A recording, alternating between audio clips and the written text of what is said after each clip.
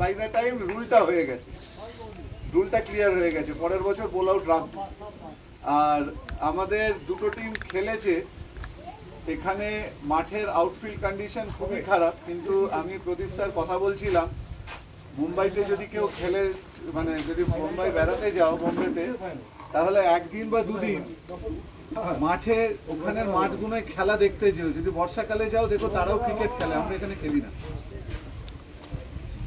এই যে কন্ডিশন, এরম কন্ডিশনে ডোম্বিভিলি, বড়িভিলি, ভাইন্দার, ভাসাই বিভিন্ন মাঠে খেলা হয়। তোমরা শুধু ওই ডিওয়াই পাতিল স্টেডিয়ামটা দেখলে হবে না, মফস্বল বা বোম্বের যে যে জায়গায় খেলা হয় সেইখানে এরমই খেলা হয়।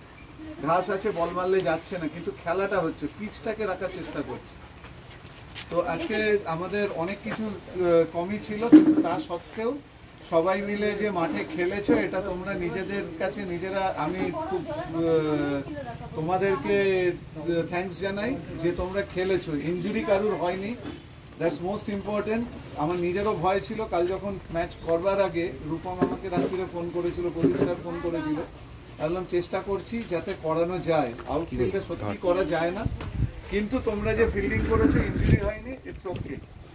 আর দুটো টিম ভালো খেলেছে, অন্তত এক পেশে খেলা হয়নি, খেলাটা বোধ হয় 28 ওভারের দিক গেছে, হ্যাঁ 27.2।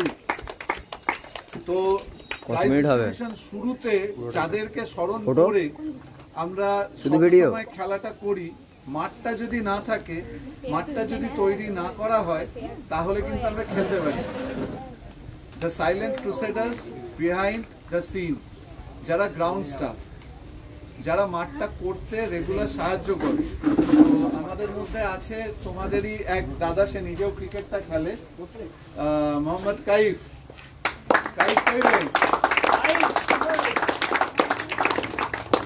আমি রূপমকে বলবো কাইফকে, মোহাম্মদ কাইফ,